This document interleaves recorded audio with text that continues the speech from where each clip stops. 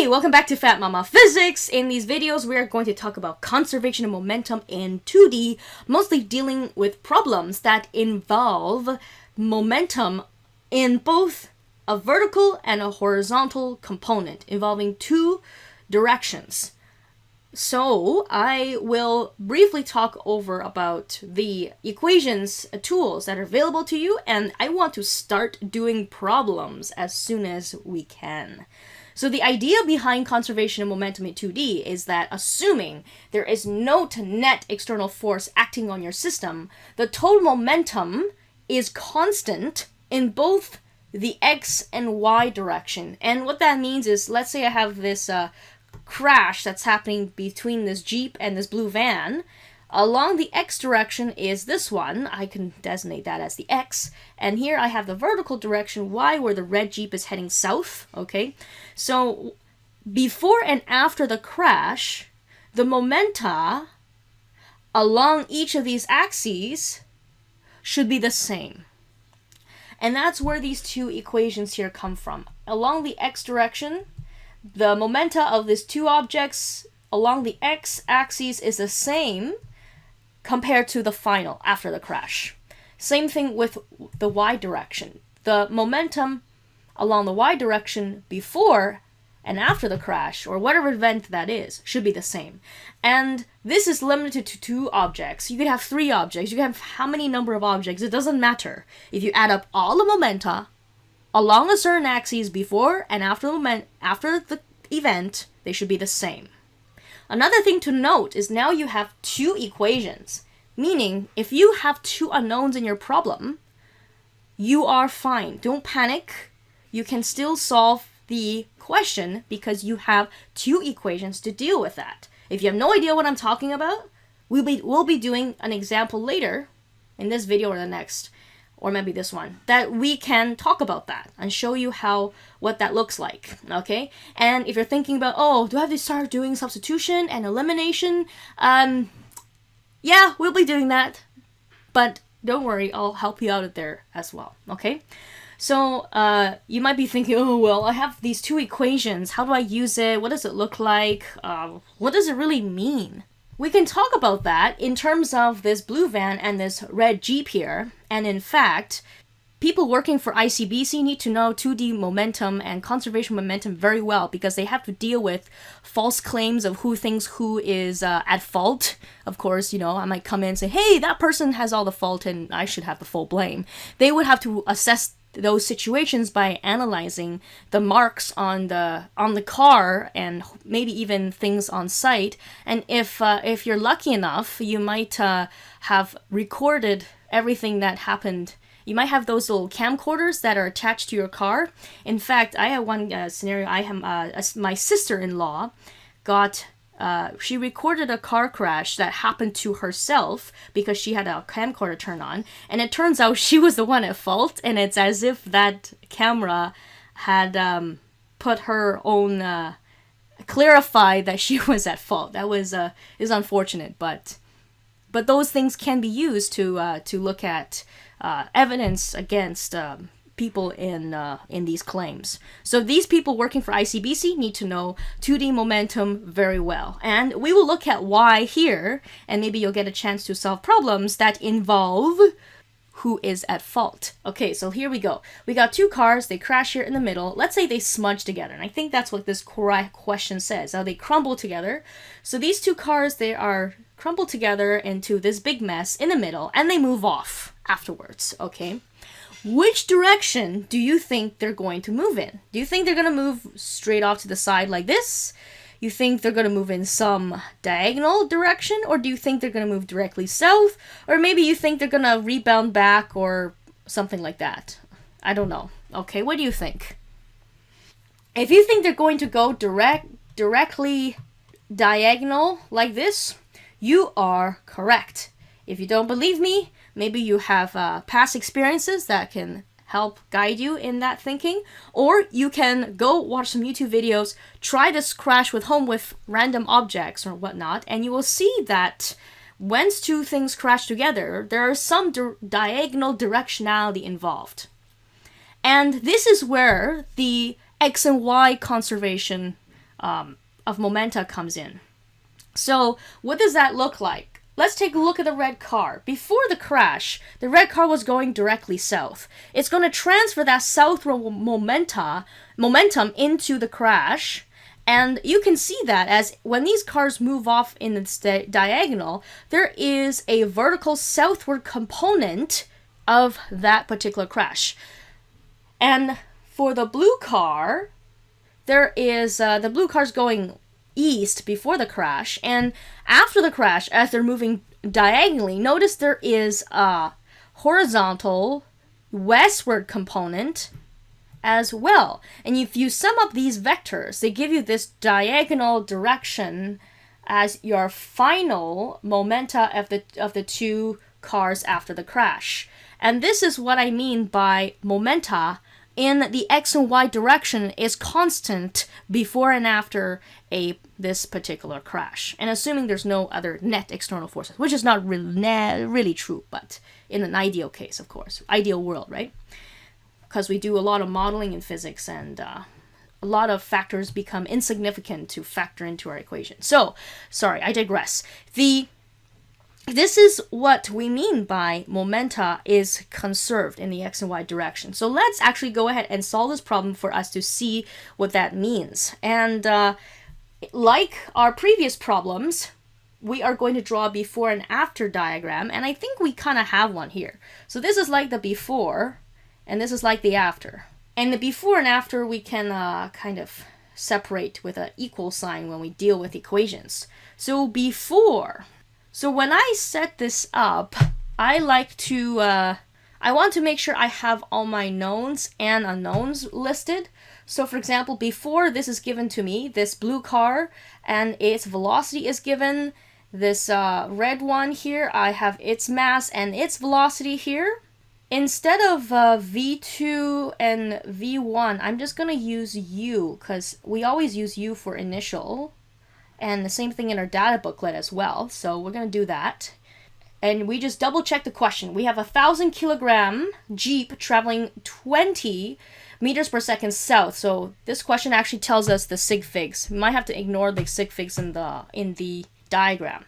It crashed into a 1,500 van moving 30.0 meters per second east. Okay, so same thing with the sig figs there. After the crash, the two vehicles crumpled and traveled together. Calculate their velocity after the crash. Now, if we're asked for their velocity, don't forget that's a vector, meaning we need both magnitude and direction. So what does that mean? It means that we need a number for this velocity here. I'm going to call that V. And because it's the same V for both cars, I don't need to label V1, V2, just V. We don't know V. We also need a direction. So how to tell direction? We use angles, okay? It doesn't matter which angle you solve for. We can solve for this angle here, or we can solve for this angle. And I'm just going to go with this one.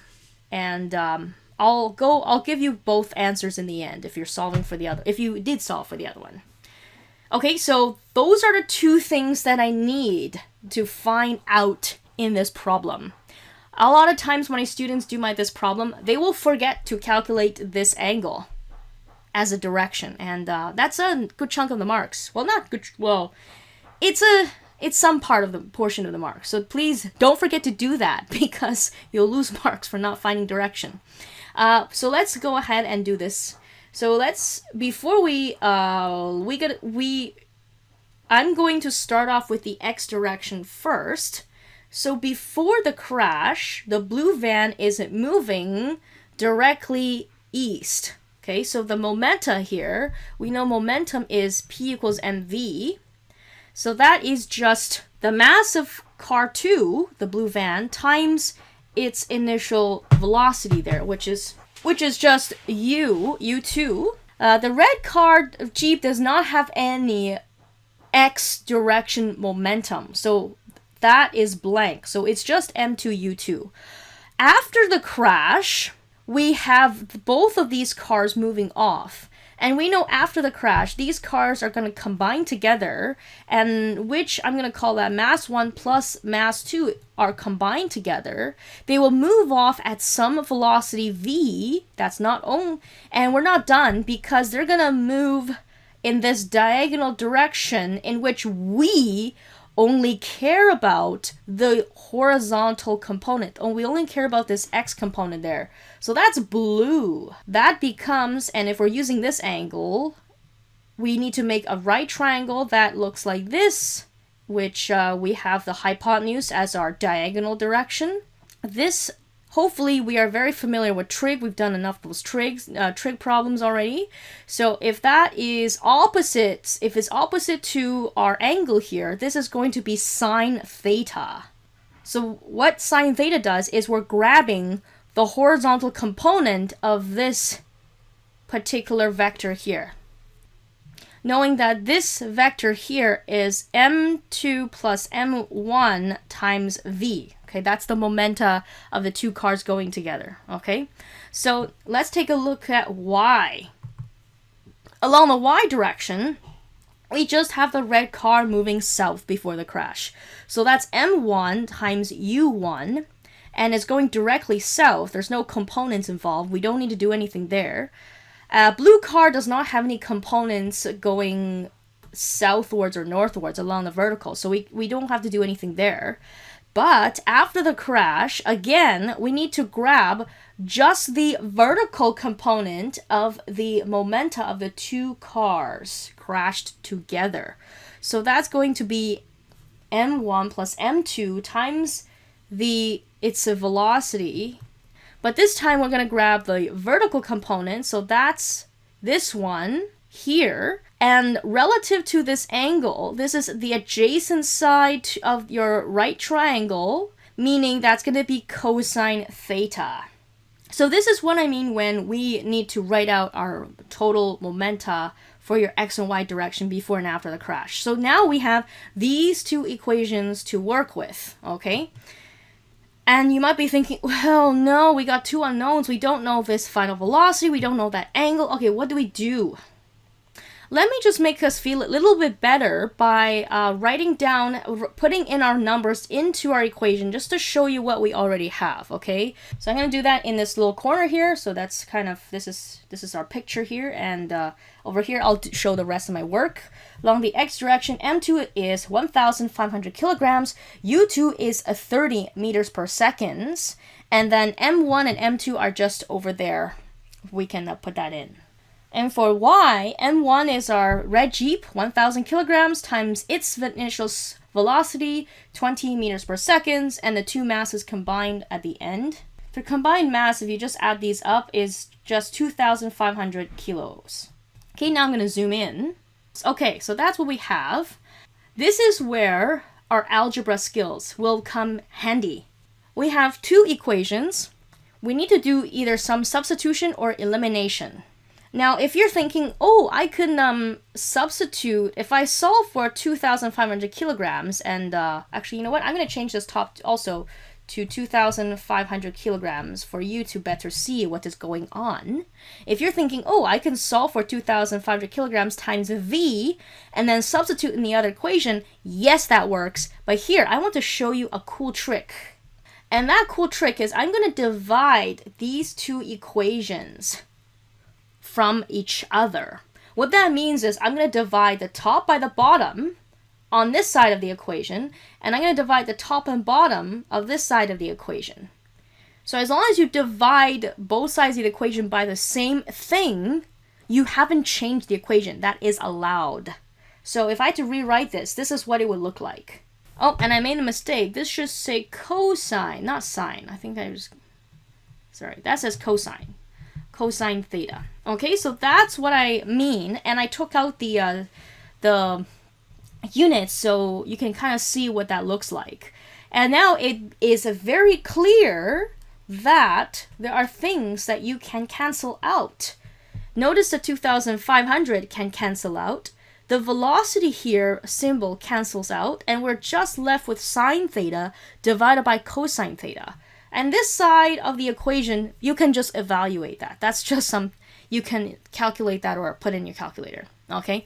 But the thing with this sine and cosine factor is an identity that you can use. And if you have not learned this in math, you can use it anytime in physics. And you might need to remember it.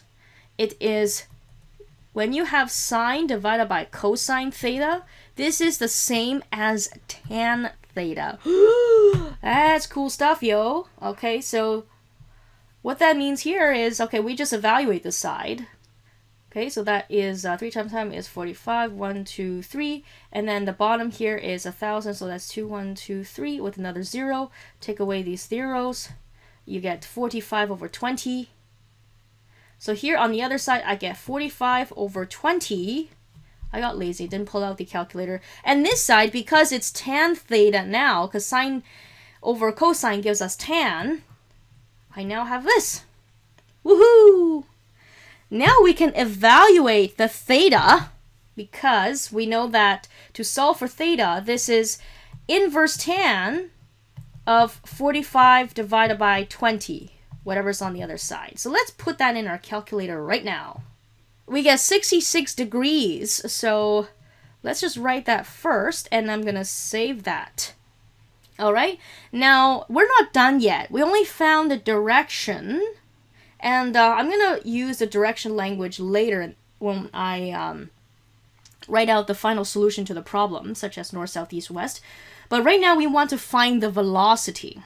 Now, what happens now is if you have the theta angle, you can use either equation to solve for your v.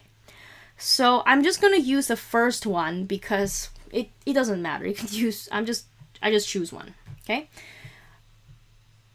So rewriting that equation down here, we get m2u2 is equal to m1 plus m2, all of that multiplied by the velocity times sine theta. To solve for v, I need to divide both sides by m1 plus m2 in brackets and sine theta. So I'm left with v is equal to m2u2, all of that divided by m1 plus m2, all of that in brackets, times sine of theta. So if I put in all of my numbers, I am going to solve for velocity. So putting in my numbers, I get 19.697. So that's going to round to, let's see, 2 sig figs because of the 1,500 kilogram van. 2 sig figs, that's going to be 20 meters per second. And because it's 2 sig figs and I want to make that apparent, I'm going to put a dot there, meters per second. And now I get to write down my full answer. I can't just leave my answer like this because I don't know which 66 degrees is referring to. I'm going to say this is 20 meters per second at 66 degrees. And we're talking about this angle here, meaning this is going south then east. When I state the directions is the opposite, east of south. If you're not sure where I got that, please refer back to kinematics when we talked about directionality of your vectors. And if you had solved for this other angle, that would have been 90 minus 66. That is going to give you 24. Instead of east of south, that's going to be south of east.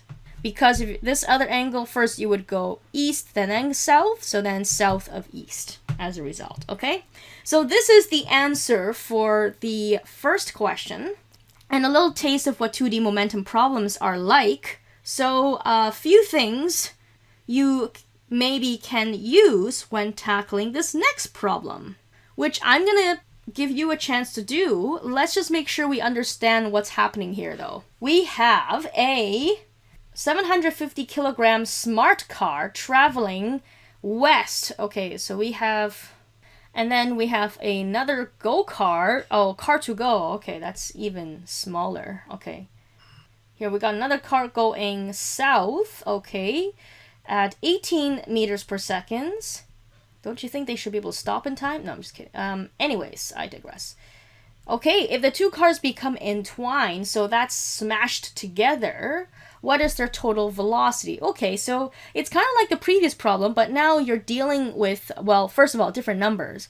But now you're dealing with different directions. So again, don't forget to do the before and after scenario. Lay out your equations and then see if you can eliminate or solve for one unknown first. Use that unknown, plug it into one of the equations to solve for the other one, okay? So, good time to pause the video, and now I will write out the solutions. Let's draw a before and after picture diagram. That's before the crash. After the crash, they are smushed together and going off at a diagonal. So labeling our X components, we have our smart car going west, and afterwards we have a westward component of that diagonal. Same thing with our vertical direction going south. There's some before and after. I've chosen those directions to be positive because it makes our question easier and less negative signs to deal with. We want to find out their final velocity and as well as the direction, so that angle theta as I've labeled. Before the crash, we have the smart car going west and component, and that equaling to the X component after the collision. So that's both cars combined, and that's opposite side of our angle, sine theta. And then this is the, for the Y direction, that's our car to go, going south, and afterwards the southward component, which is adjacent, cosine theta. We add up the two cars' masses together, 1,430. So I've left out the units there so we can just worry about the numbers for now. I've divided the top and bottom so I can get tan theta for sine theta over cosine theta. Evaluating the other side, I'm going to get a number which is going to be equal to tan theta. Solving for angle, I could do inverse tan of that and number, which then gives us 52 degrees. And then I can use 52 degrees in either of those top equations to solve for my velocity. I just chose the X equation just because, whatever, doesn't matter. And putting that in, I just need to isolate for the velocity by dividing both sides by 1,430 and sine 52. Putting that into my calculator, I am going to get about 14 meters per second at 52 degrees. The angle is the south and west, so west of south. Or we can write 38 degrees south of west. Okay, and here are the solutions for example 2. So this is pretty much like the last example, except traveling in different directions. We have the two cars coming together and smushed together, giving us their total masses combined times their velocity and whatever direction we need for the X and Y components. And in the end, we still need to divide the equations to give us tan theta. So we can then solve for the angle, the directions. Then we can substitute this angle back in either equation to give us the velocity, which we should get 14 meters per second. And if you use this angle over here, that's 52 west of south, or if you found the other angle, that would be 38 degrees south of west. If you had troubles with anything, just a reminder that if you had found the other angle instead, if you tried the other angle, just keep in mind that you want to make sure that you're dividing sine by cosine to get tan theta, otherwise it's not going to work. If you did divide cosine theta by sine theta, that's not tan, that will be 1 over tan theta, okay? So then you would need to kind of isolate tan theta on top if it's in your equation, and then solve for the angle. So if that's where you are stuck, then that might be the reason, okay? Otherwise, you did a fantastic job attempting, and if not going through the whole problem. Good luck with the rest of your practices. I thank you for watching this video, and Fat Mama Physics signing out.